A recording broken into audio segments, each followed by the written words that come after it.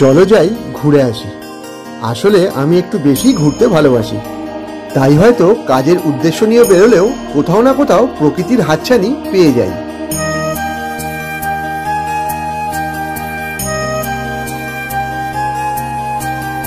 আর ঠিক সেরকমই এক সবুজে ঘেরা প্রকৃতির খোঁজ আজ আমি আপনাদেরকে দেব, তাও আবার হুগলি জেলাতে।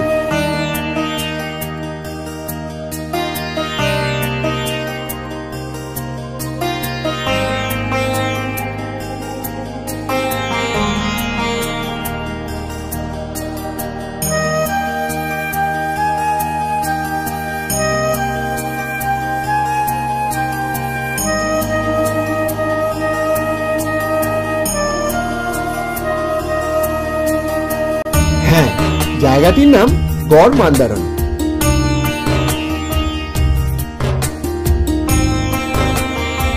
বৈদ্যবাটি থেকে মাত্র 82 কিলোমিটার দূরে তারকেশ্বর, চাপাডাঙ্গা, আরামবাগ, কামারপুকুর হয়ে পৌঁছতে হবে এই গড় মান্দারণে।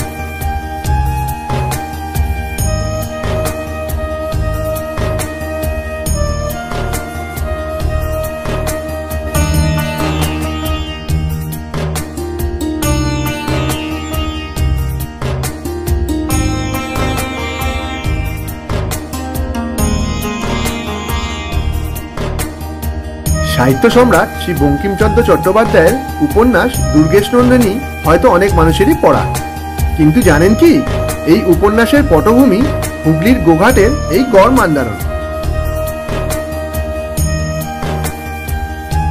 এই গড় মান্দারণ ঘিরেই সাহিত্য সম্রাট রচনা করেছিলেন দুর্গেশনন্দিনী।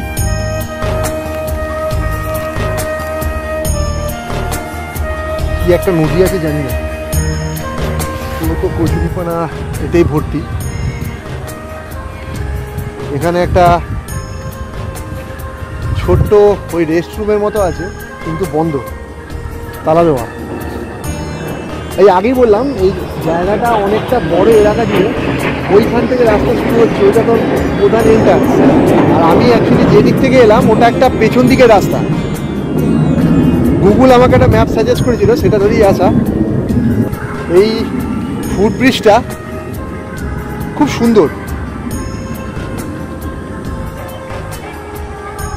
মেঘলা আকাশ, দূরে খুব সুন্দর গাছপালা, পুরো সবুজে ঘেরা একটা প্রাকৃতিক পরিবেশ।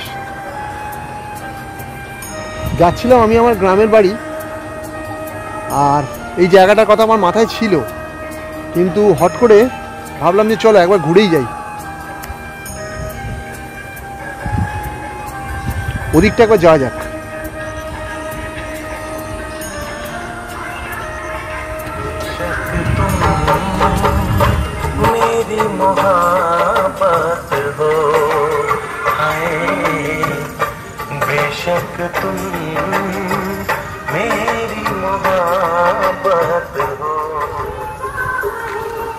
বর্ষার সময় আর চারিদিকে সবুজে সবুজ। আমরা এক টুকরো সবুজের জন্য ওখানে আফসোস করি, কেননা কংক্রিটে এবং ট্রেন, বাস, বাইক, পেট্রোল, ধোঁয়ায় ঘেরা জীবন, আর এখানে চারিদিকে সবুজই সবুজ, অসাধারণ। আর তার মধ্যে এই গান।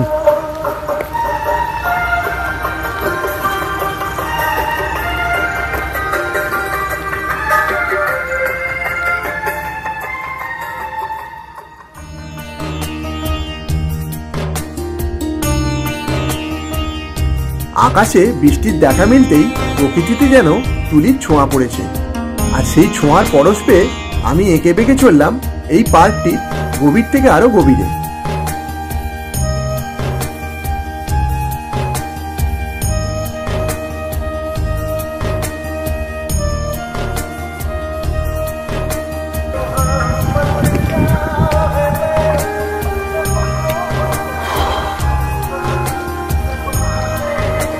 ওপরটা ওই জায়গার মতো অতটা সুন্দর না, আমার যা ফিলিংস হলো, তবে পুরোটাই ফ্রি। এখানে ফ্রি হিসেবে যথেষ্ট সুন্দর। আর এখানে একটা খুব সুন্দর জিনিস দেখিয়েছে, দেখা যাচ্ছে বানর যুগ, তারপর তার আপডেশন, তারপর মনুষ্য রূপ, হয়তো তারপর যে আগুন জ্বালাতে শেখা প্রস্তর যুগ, তারপর সভ্য যুগ, কেননা জামা কাপড় পরতে শিখেছে, তারপর শিক্ষার যুগ, আর এখন বিজ্ঞানের যুগ। ভালো থিঙ্কিং।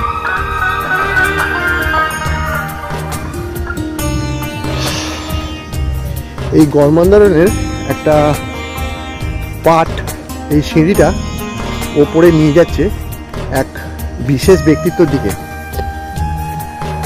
নবাব সিরাজউদ্দৌলার প্রথম সেনাপতি ইসমাইল গাজীর এখানে কবর দেওয়া আছে। আর এই সোজা রাস্তার সিঁড়ি সেখানে গিয়ে মিশছে।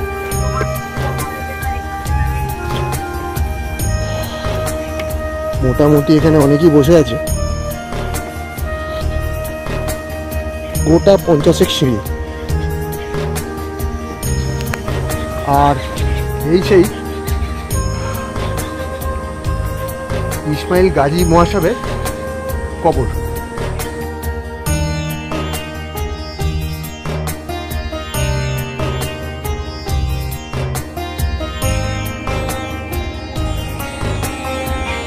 এইটা মানে এনার এই কবরের স্থানটা এই এলাকার সব থেকে উচ্চতম স্থান। ওই দূরে ঝাউ গাছগুলো, ওর থেকেও নিচে আমি বাইক চালিয়ে এসেছিলাম। এখানেও একটা ছোট পার্কের মতো আছে।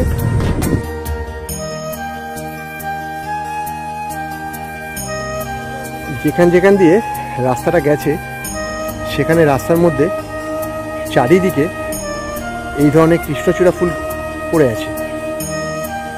এবং আগেই যেটা বললাম, বর্ষার জন্য সত্যি অসম্ভব সুন্দর দেখতে লাগছে এই জায়গাটা। খুবই সাধারণ জায়গা, কিন্তু প্রাকৃতিক পরিবেশে এই সাধারণ আজ অসাধারণ হয়ে উঠেছে। চারিদিকে সবুজের সম্ভার।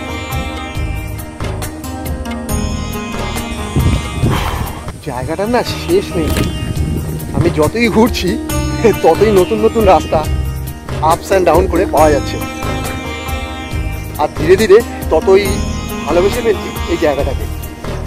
অ্যাকচুয়ালি প্রকৃতি প্রেমিক, তাই প্রকৃতির এখানে এত সুন্দর নির্জন নিরালায় সবুজের আচ্ছাদন দেখে ভালোবাসা যেন আরো বেড়ে যাচ্ছে।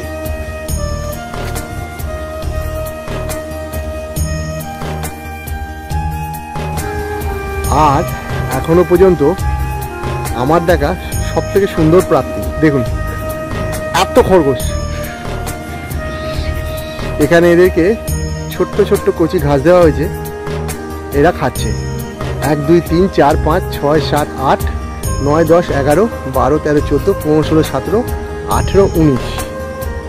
আপাতত 19টা চোখে পড়ছে।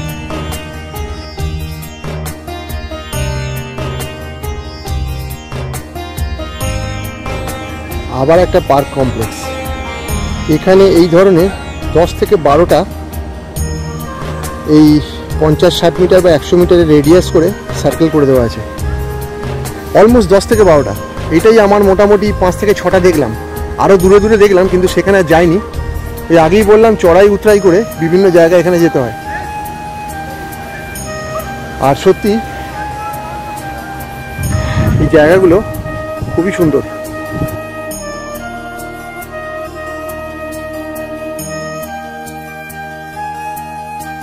পুরো 40 মিনিট ধরে এই জায়গাটা ঘুরপাক খাচ্ছি, কখনো বাইক নিয়ে, কখনো বাইক ছাড়া।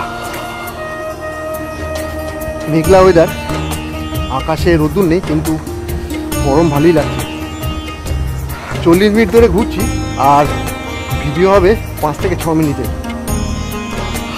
সিঁড়ি দিয়ে এই একদম শেষ প্রান্তে নেমে এলাম। এটাই শেষ।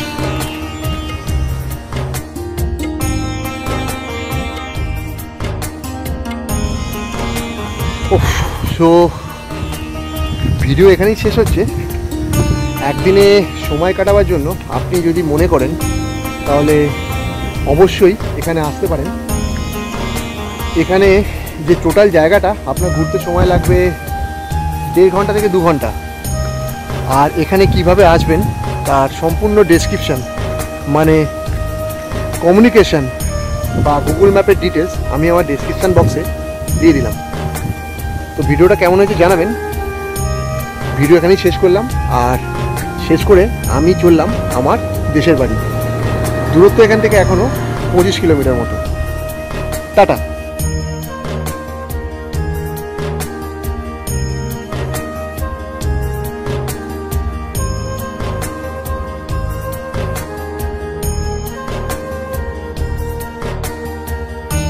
প্রায় 200 একর এলাকা জুড়ে এই গড় মান্দারণ।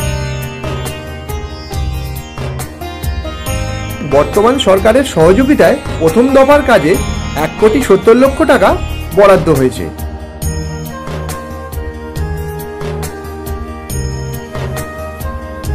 যে বছর দুয়েকের মধ্যেই এই গড় মান্দারণকে এক বড় মাপের পর্যটক কেন্দ্র হিসেবে সাজিয়ে তোলা হবে।